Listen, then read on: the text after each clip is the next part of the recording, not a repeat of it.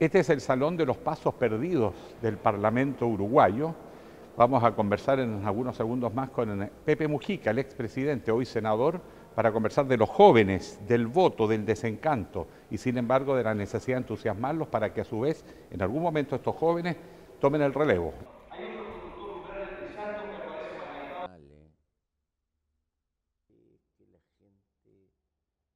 Vengo a abusar de su buena voluntad para conversar y plantearle ese gran dilema que tenemos en Chile, donde los jóvenes no nos creen a los políticos, donde cada vez votan menos.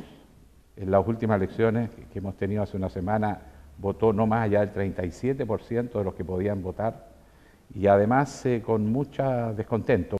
La democracia siempre fue media novia de la igualdad, o por lo menos con pretensiones de noviar con la igualdad. Esto es viejo, muy viejo. Porque el hombre tiene un sentido innato de igualdad, cuasi antropológico. Si tú tienes dos chicos de la misma edad y le llevas un regalo a uno y al otro no le llevas, tiene una crisis en puerta. Hay que observar ese panorama de los primeros años de la vida y cuál es la tendencia para darnos cuenta cuál es el disco duro que tenemos adentro, como animales. La sociedad nos va educando y nos va conformando en un mundo donde obviamente no solo que hay diferencias, que eso es atendible y entendible, que hay una creciente tendencia a la desigualdad. No es lo mismo la crisis de equidad que pobreza. En Chile hemos tenido resultados positivos en superar la pobreza extrema, todavía tenemos bolsones muy grandes, sobre el 14%, pero es verdad que aumentó la desigualdad y eso puede estar explicando... Eso está pasando en el mundo entero. Hay 80 y pico de señores que tienen lo mismo que 3.000 millones. No sé, en América Latina tenemos probablemente el hombre más rico del mundo.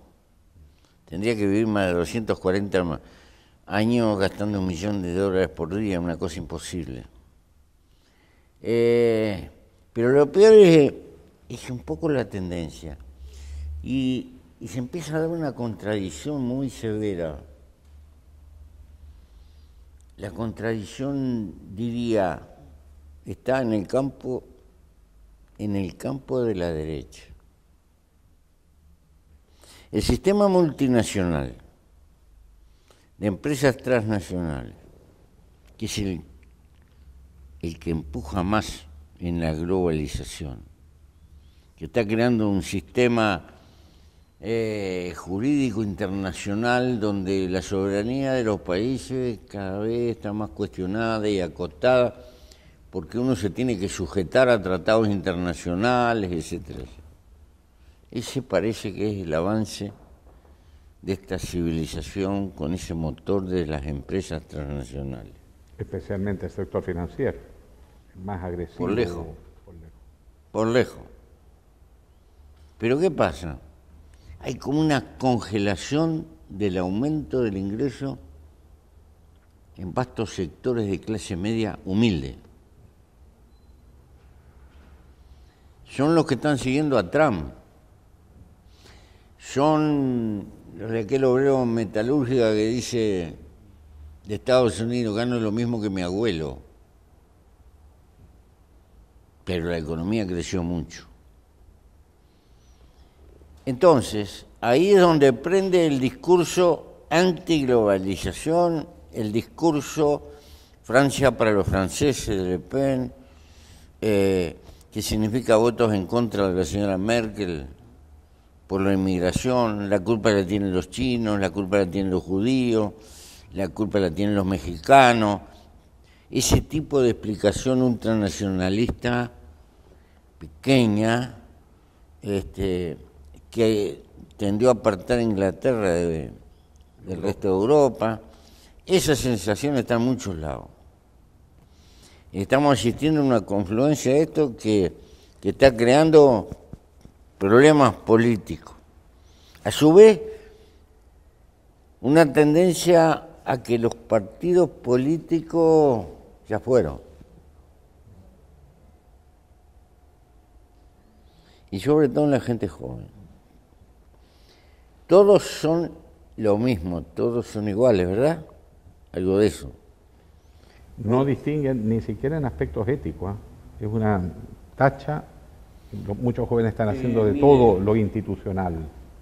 Hace unos cuantos años, algunas escuelas militares con gente que piensa, de academia militar, fueron desatando y pregonando una serie de tecnologías de desgaste de aquellos regímenes que no les eran simpáticos, inducir reacciones sociales y oposición sorda de la gente, buscando el hartazgo, el cansancio, la denigración, pero con una serie de pasos tecnológicos muy pensados.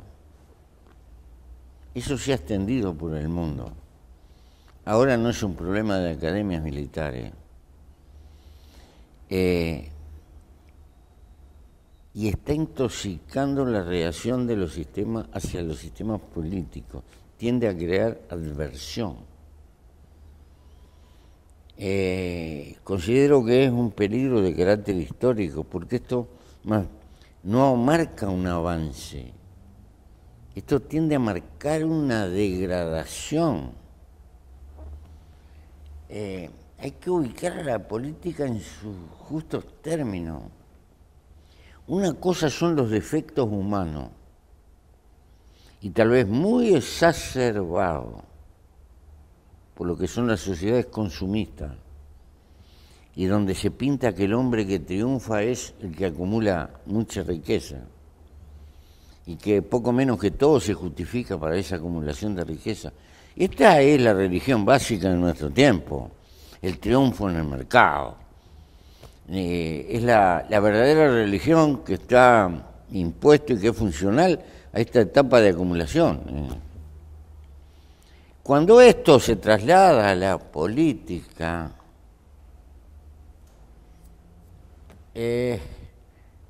va produciendo este tipo de política que entra en la corrupción, que agarra de acá, que agarra de allá, que agarra de allá. Ese fenómeno donde se pierde además los límites entre el servicio público, que uno esperaría que quien opta por el servicio público haga una opción por el servicio público, y eso significa restarse a tener otros accesos y otros beneficios, porque si no acumula demasiado poder económico, político. Pero por ejemplo nosotros tenemos una cierta debilidad de mucho político que entra del sector privado a la política y después vuelve al sector privado, donde se confunde lo público con el interés corporativo. ¿Cómo podemos enfrentar en este tiempo una necesidad de redefinir que la vocación política requiere exclusividad o termina sirviendo a demasiados patrones? La política no es una profesión. No se vive de la política, se vive para la política, que no es lo mismo. La política es una pasión creadora, pero la política es una necesidad social de los seres humanos. Los humanos somos gregarios, no podemos vivir en soledad. Necesitamos sociedad. Y desde el momento que precisamos sociedad, no somos felinos, inevitablemente vamos a tener conflictos. Porque dentro de la sociedad se expresan las diferencias que tenemos y que tendremos siempre. Alguien se tiene que hacer cargo de lidiar y amortiguar esas diferencias para que la sociedad exista. Ese es el papel de la política. Por eso decía Aristóteles, el hombre es un animal político. Y es político porque no puede vivir sin soledad. Entonces, con estos muchachos que están en esa, hay que hablar con claridad, no ceder, pienso yo. Porque la posición antipolítica es una forma negativa de política. Si no te gusta un partido u otro, funda otro, pero no te quedes de brazos cruzados. Porque de lo contrario, estamos abriendo puerta a los aventureros y a los hombres imprescindibles que aparecen, a veces con plata tipo Trump, que vienen de otro lado y la van de redentores, y que no precisan partido, contratan una agencia de publicidad y es suficiente. Entonces venden la política como quien vende pasta de dientes. No, eso es una hipocresía. Que la política la vamos a sustituir por eso. Entonces... Sí, nosotros también tenemos algunos problemas de la misma, lo que llamamos tradicionalmente en Chile, la clase política. Gente que ha hecho de la política su vida, donde tenemos ese problema de que no siempre se separa claramente con sus intereses particulares o privados. Se produce un cruce ahí molesto, que incluso ha reventado muchos escándalos recientes en Chile y que ha minado. Pero además de eso hay factores que hacen que muchos jóvenes hoy sientan que votar no tiene consecuencias, que su voto no vale, porque sienten que votan, pero cuando se llega al poder el discurso cambia y las prácticas terminan subordinando el discurso o la promesa. ¿Qué se le puede plantear? No dejan de tener una parte de razón, porque eternamente la democracia promete igualdad, pero es igualdad ante la ley, no ante las oportunidades de la sociedad. Y esa es la contradicción que tenemos. Estas cosas yo creo que hay que enfrentar y hablarlas claras. Eso es así, pero si renunciamos a lo que podemos inducir para aumentar el caudal civilizatorio que hemos recibido, renunciamos a la cosa más importante que tiene el género humano. Nosotros no podemos cambiar las reglas del mundo de una generación a la otra, pero podemos ayudar a mejorar las circunstancias por las que atraviesan muchos compatriotas y acumular un poco de civilización que le legamos a los que van a venir luego de nosotros. No se puede pasar por la vida como espectadores, porque esa es una forma desgraciada e infeliz de vivir. No se viene a el mayor bien que tenemos es la vida. Y la vida se puede vivir de dos formas, porque se nació, como puede ser una lechuga, un gato, o porque como hombre se le da un camino, un derrotero. La vida se soporta o se hace. Y acá hay un problema de libre elección. Entonces, no creo que la lucha social y la lucha política sea condenarse o tener una vida desgraciada. Creo que el premio está en el camino mismo, es una forma de vivir feliz. Ahora, el que quiera trabajar para una multinacional y jubilarse dentro de 40 años de viejo hidropésico y haber pagado un montón de cuotas y etcétera, etcétera, y tener una vida de aburrimiento, muy bien, tiene todo el derecho del mundo. La vida de la política no es maravillosa por los fajos de billetes que te caen encima. No, al contrario. Yo creo que los políticos tienen que aprender a vivir como vive la mayoría de su pueblo y no imitar a su minoría, los privilegiados. El que tenga un sentido republicano tiene que ser sobrio, tiene que vivir con lo justo, con lo necesario y no precisa más. Y ahí reganará la confianza de la gente. Cuando la gente perciba que son sus iguales. Ese es uno de los temas que nos está exigiendo la ciudadanía en Chile, es que el político y la gente se acerquen. También hay un tema que uno ve que ha cambiado en Chile hace 20 años. Los partidos se ponían de acuerdo entre ellos y tomaban decisiones y la ciudadanía acataba. Fue una de las reglas de la llamada transición a la democracia en Chile, ¿no?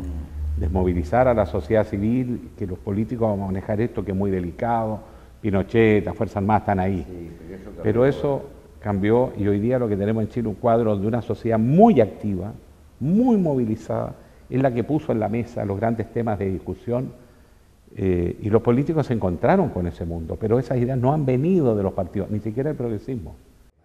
Lo que yo estoy notando que no es tanto de que la gente joven se despolitice, sino que expresa lo político a través de los movimientos sociales y no a través de los partidos. En efecto, caso típico Chile, está clarísimo, pero los partidos no lo quieren ver, no les dice nada. Entonces, ¿cómo logramos establecer un puente que la gobernabilidad en una democracia ciudadana del siglo XXI, con la gente que quiere más horizontalidad, igualdad, pero también quiere interactividad, quiere sentirse parte de la toma de decisiones? ¿Cómo convencemos a una clase política, incluso de izquierda, que tiende a la jerarquía, a la estructura partidaria Estado más que sociedad? Probablemente vamos caminando monitoreados por la revolución de la informática y la fenomenal comunicación incontrolable que existe entre la gente, hacia futuros cambios institucionales de lo que concebimos de la democracia. A veces me parece ver que empezamos a ser una especie de tiempo bisagra. ¿Una época de cambio entre dos mundos? Sí, por lo menos un cambio en lo que nosotros entendemos por democracia representativa. ¿Por qué? Porque es demasiado lo que significa este mundo de la comunicación. Es demasiado. No es más de lo mismo. Es una cosa distinta, está desatando categorías. Entonces, es casi natural de que todos quieran ser un poco gobernantes y gobernados. Visto así parece el anarquismo, ¿verdad? Es como la apoteosis del anarquismo. Y nos van a pedir decisiones igualitarias, o participación, o auge del plebiscito, etc. Van a saltar nuevas cosas. Y esto va a estar enfrentado con la masificación del trabajo de los robots. Yo tengo 81 años, pero en menos de 20 años el mundo está tapado de robots,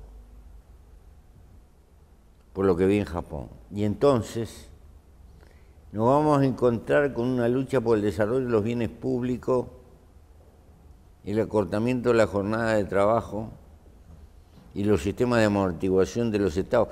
Porque es maravilloso que las máquinas trabajen para el hombre, pero van a trabajar para el dueño de las máquinas. Exacto, no para los ciudadanos. Ahí vamos a tener el problema. ¿Y cómo ve la necesaria relación entre los partidos y los movimientos sociales? Porque los movimientos sociales, si bien son explosivos, movilizan, ponen temas, se tienden a diluir, se desgastan. Siempre. Y se transforman en otro. Exacto. Aparece y otro. Después se dispersan. Porque tienen el carácter de ser convocados por algún tema que urge y entonces emergen y después se vuelven a diluir y así sucesivamente. ¿Cómo aseguramos gobernabilidad para efecto de construir los nuevos consensos en esta época en que uno siente que están cambiando los ejes? ¿Cómo abordar las demandas ciudadanas con la necesidad de darle gobernabilidad, de construir consenso? ¿Cómo ese proceso puede abordarlo la política? Yo creo que los partidos políticos tienen que participar mucho más enredados con los movimientos sociales. Tendrían que transformarse en verdaderas poleas de transmisión permanente, que los partidos no decidan, puedan tener la sintonía de por qué se mueven los movimientos sociales. Porque si bien tienen esos de efectos espasmódicos, me da la impresión de que ya no se pueden detener ni se van a detener.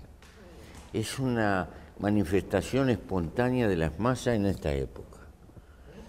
Por lo tanto, no hay que pedirle a los movimientos sociales que son autónomos que se acomoden, hay que pedirle a los partidos que se inserten en esa temperatura de los movimientos sociales y contribuyan a transmitir lo esencial hacia un lado y hacia el otro.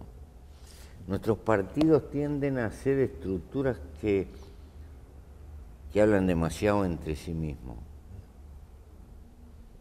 y hablan muy poco con lo que está distante, con lo que está lejano. Me parece que se impone un cambio de los propios partidos. Y claro, estamos educados en otro mundo y estamos formados en otro mundo y casi todos los partidos están mandados por gente vieja o por lo menos veterana, cincuentones. Entonces, entender que lo que está viniendo es una cosa distinta nos cuesta. Nos cuesta en la ropa, nos cuesta en la camiseta de fútbol, nos cuesta entender los gustos, nos cuesta entender.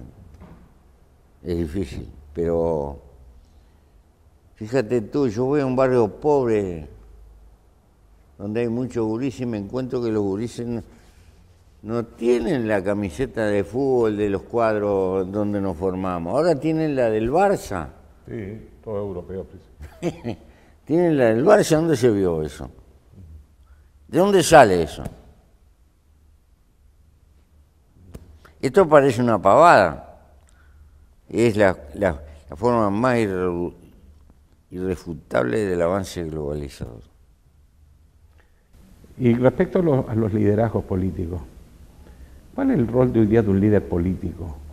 Allá también estamos con una discusión donde el líder social es visto con recelo por el líder político como un eventual competidor, donde más que abrirse puertas a veces se cierran, donde incluso los jóvenes cuando ingresan a los partidos, si no tienen muchos años de trayectoria es un defecto, pero eso pareciera un defecto imposible de resolver para un joven, pero el joven es más imperativo, no tiene la disciplina del siglo pasado cuando hacían militancia y mérito, quiere entrar luego a la toma de decisiones.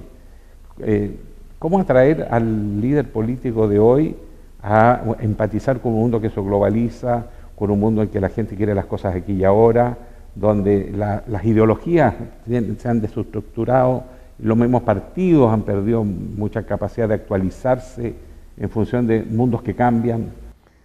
No tengo ninguna clave, pero tengo una cuerda. Es como aquel violín de Paganini que tenía una cuerda sola. Me parece que que nuestro discurso se está preocupando permanentemente del crecimiento económico, que es imprescindible e importante. Pero hay que empezarse a plantear la felicidad de la gente en esta vida. Hay que empezar a pelear por la felicidad de la gente.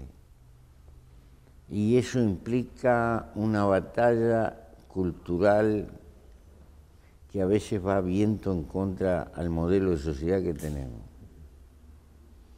A ver si me puedo transmitir. La vida con sobriedad, sin derrochar, viviendo con lo necesario, no necesariamente una vida desgraciada. Porque la gente necesita tiempo para el amor cuando es joven, necesita tiempo para atender los hijos, necesita tiempo libre para los amigos. La gente tiene que trabajar para vivir, porque el que no trabaja está viviendo a costilla directa o indirectamente de alguno que trabaja. Pero la vida humana no se hizo solo para trabajar. La vida humana es el único tesoro que cada uno de nosotros tiene arriba de la tierra.